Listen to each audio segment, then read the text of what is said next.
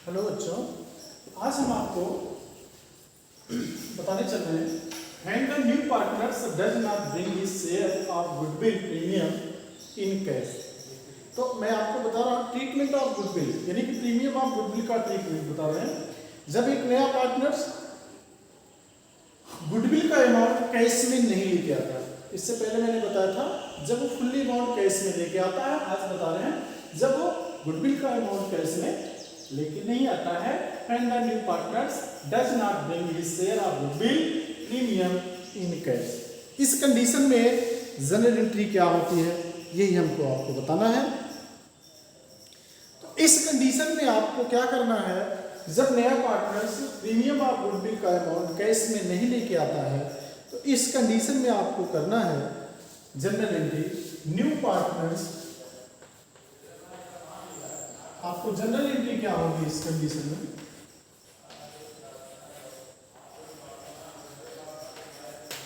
General entry आपका होगा new partners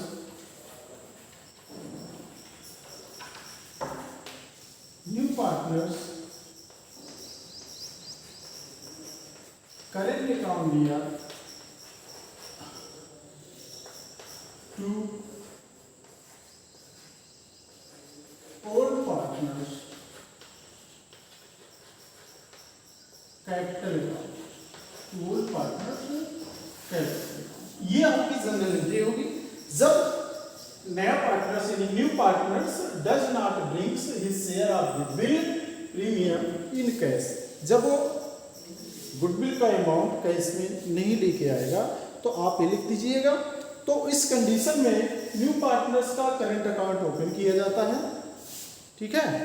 तो आप देखिएगा जिस क्वेश्चन में आपको दिया रहेगा कि नया पार्टनर्स गुडविल का अमाउंट कैश में नहीं लेके आ रहा है, ये आपको जनरल एंट्री करना पड़ेगा, ठीक है। तो ये आपका ट्रीटमेंट हो गया। तीसरा कंडीशन बनता है जब हाफ अमाउंट गुडविल का न्यू पार्टनर्स कैश में लाता है और हाफ अमाउंट कैश में नहीं लाता है, तो उस कंडीशन में ये एक एंट्री जो कैश में नहीं लाएगा हाफ अमाउंट, ये एंट्री करेंगे, और जो लाएगा कैश में वो पहले कंडीशन की पहली एंट्री बन जाती है। तो दोनों एंट्री आपको उस समय में यहाँ पे ये जो होगा ये यसार रेशियो में आपको बांटना है। ओल्ड पार्टनर्स में यसार सैक्रिफाइंग रेशियो में बांटा जाता है, ठीक है। तो इस कंडीशन में आप जनरल एंट्री कर सकते हैं, क्वेश्चन आएगा तो इस तरह से किया जाएगा। अगला टॉपिक है हमारा when goodwill already appearing in the books and new partners does not bring his share of goodwill premium in cash। यानी कि आपको appearing goodwill का ट्रीटमेंट हम आपको बता दे रहे हैं, बाकी हम आपको ये बता चुके हैं जब कैश में नहीं लाएगा। appearing goodwill देखिए ट्रीटमेंट क्या होता है,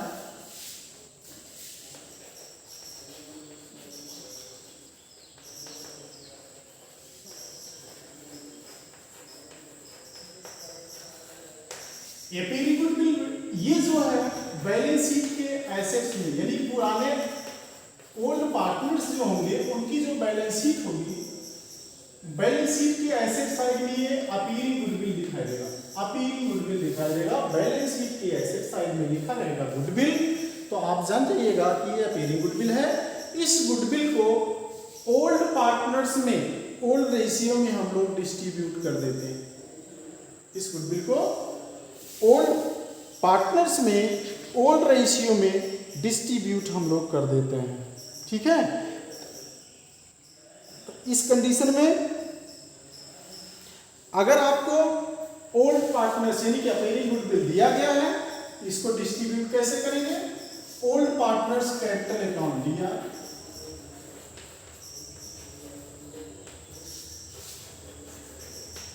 कैपिटल अकाउंट दिया टू गुडविल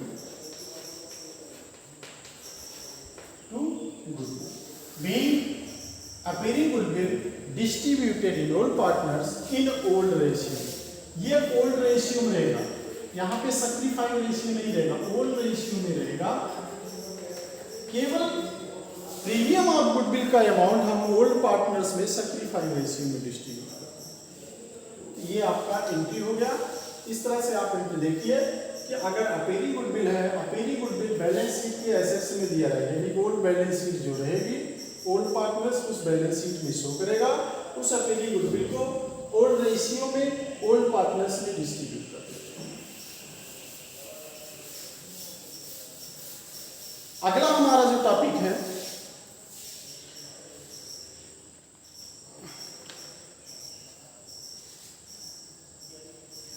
अगला जो टॉपिक है, ध्यान से सुनिएगा। कभी कभी किसी क्वेश्चन में आप देखेंगे कि जो ओल्ड पार्टनर्स हैं, ओल्ड पार्टनर्स में कोई पार्टनर सैक्रिफाई करता है और कोई पार्टनर्स गेनिंग करता है, तो उस कंडीशन में गुडविल का एंट्री क्या होता है? अगर किसी कंडीशन में कोई पार्टनर्स गेनिंग करता है और कोई ओल्ड पार्टनर्स सैक्रिफाइंग करता है, उस कंडीशन में हमें क्या करना है, क्या ट्रीटमेंट होगा? देखिए, आपको एक इलस्ट्रेशन बताते हैं, क्वेश्चन इस तरह से मिलेंगे। इलस्ट्रेशन नंबर 39 देखिए, 39 पेज नंबर है 3.37। इसमें आपको दिया है A and B are partners sharing profit and losses in the ratio of 4:1.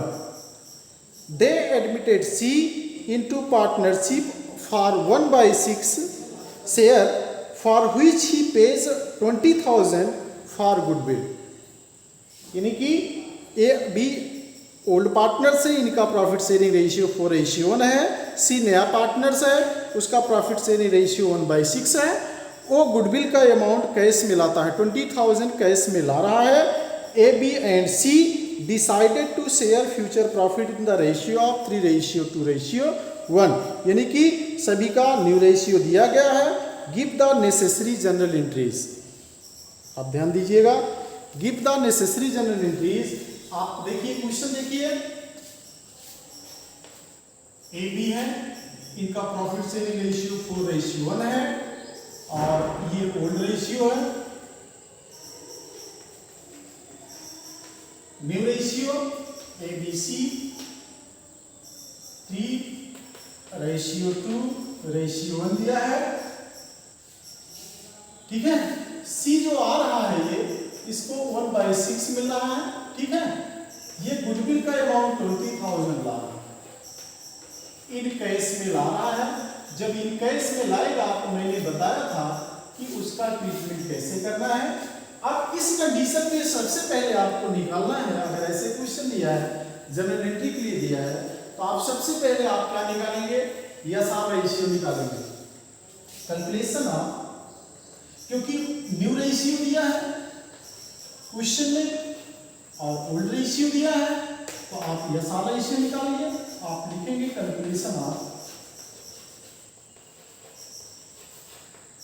Simplifying ratio, ठीक है। तो इसका फार्मूला क्या होता है? ओल्ड रेशियो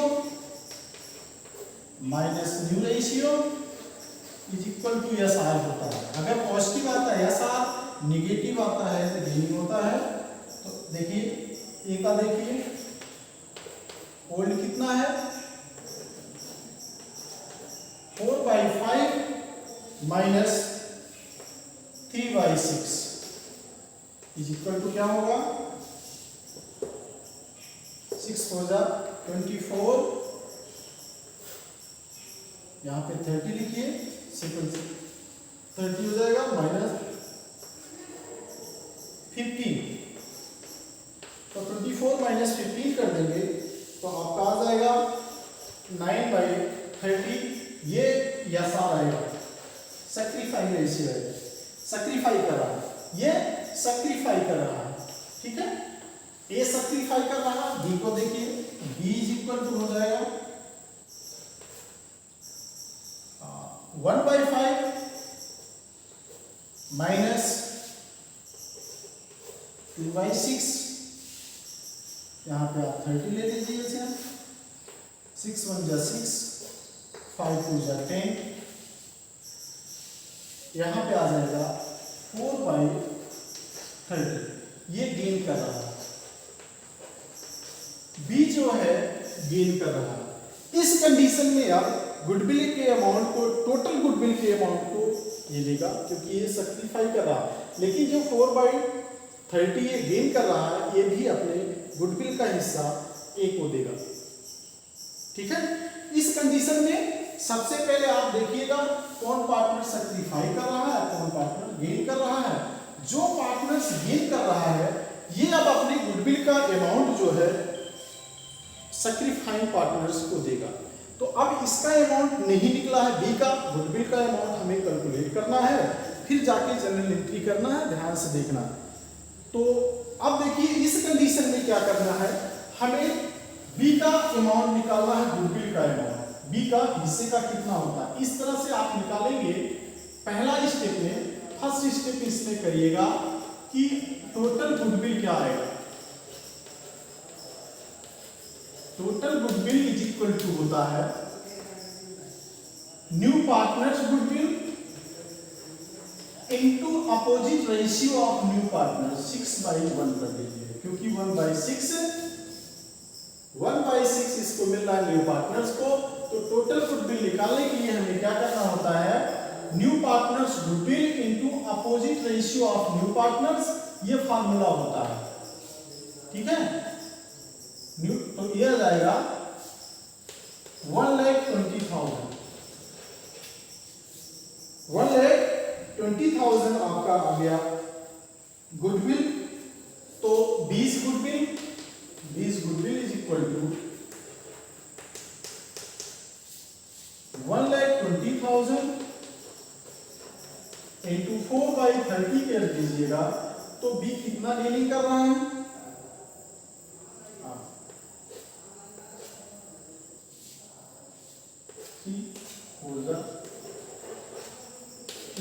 आएगा 16,000। तो बी का गेनिंग रेशियो जो होगा उससे आप इंटू कर दीजिएगा। यानी कि पहले स्टेप में क्या निकालिएगा, टोटल गुडविल निकालिएगा, और दूसरे में आप निकालिएगा गेनिंग पार्टनर्स गुडविल। तो आप टोटल गुडविल में new partners goodwill into opposite ratio of new partners profit sharing ratio, फिर सेकंड में गुडविल इज इक्वल टू होता है total goodwill into gaining ratio of gaining partners. तो आपको निकल के आ जाएगा ये। तो अब देखिए जनरल एंट्री क्या होगी।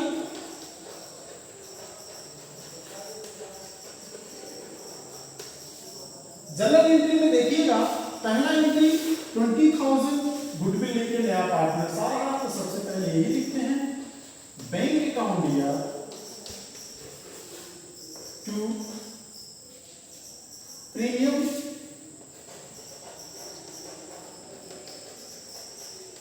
Premium of goodwill.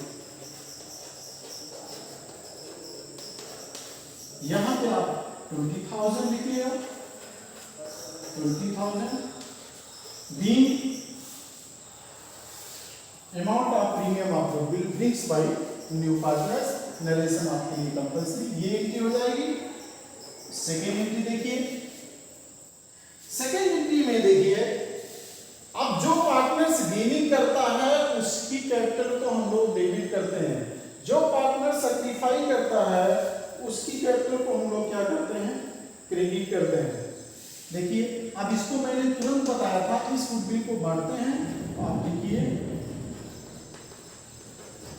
Premium of goodwill account, premium of goodwill account लिया,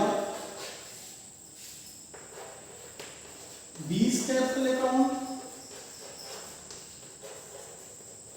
दिया टू एस कैपिटल। यहां पर आप लिखिए 20,000, यहां पर लिखिए 16,000 और यहां पर लिखिए 36,000। इस कंडीशन में आपको यही एंट्री करना है।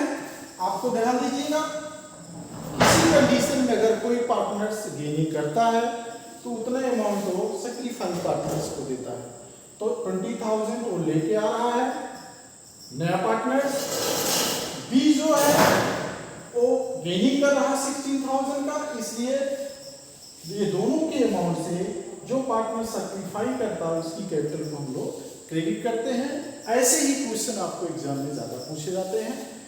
इसलिए इस पे ध्यान देना। ये क्वेश्चन आपको बहुत थोड़ा सा आपको अलग है, लेकिन बहुत इजी है, बहुत टफ नहीं है, इसलिए आप जो है इसको कर सकते हैं।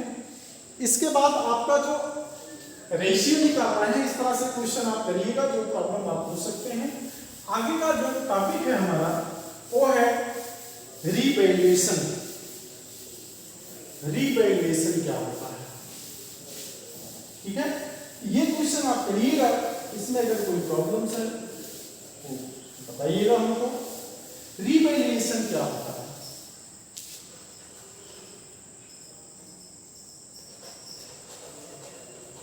रीवैल्यूएशन, रीवैल्यूएशन के बाद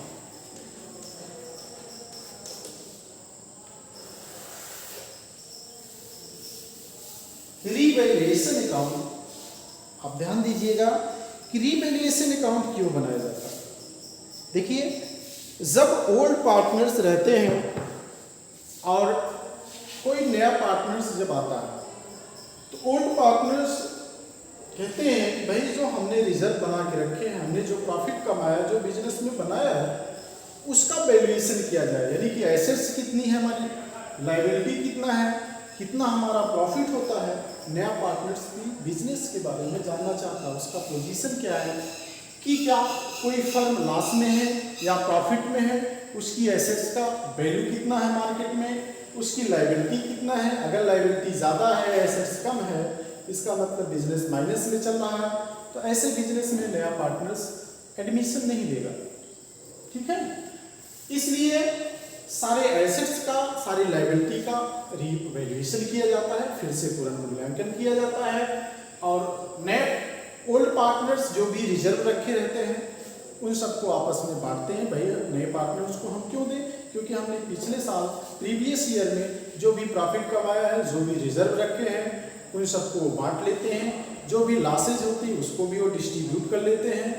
एक फ्रेश बैलेंस शीट फिर से बनाया जाता है और एडमिशन दिया जाता है। तो रीवैल्यूएशन बनाने के लिए क्या मेथड है? रीवैल्यूएशन का हम लोग profit and loss revaluation account भी कहते हैं, ठीक है। तो इस तरह से रीवैल्यूएशन हम आपको बताने चल रहे हैं। रीवैल्यूएशन बनाने के लिए क्या मेथड है, इसकी जनरल एंट्री क्या होती है, इसको हम आपको अगले टॉपिक में बताएंगे। आज इतना ही, आप रीवैल्यूएशन बाद में बताएंगे, बाकी आप क्वेश्चन करिए। क्वेश्चन जो नहीं आता है वो आप पूछ सकते हैं।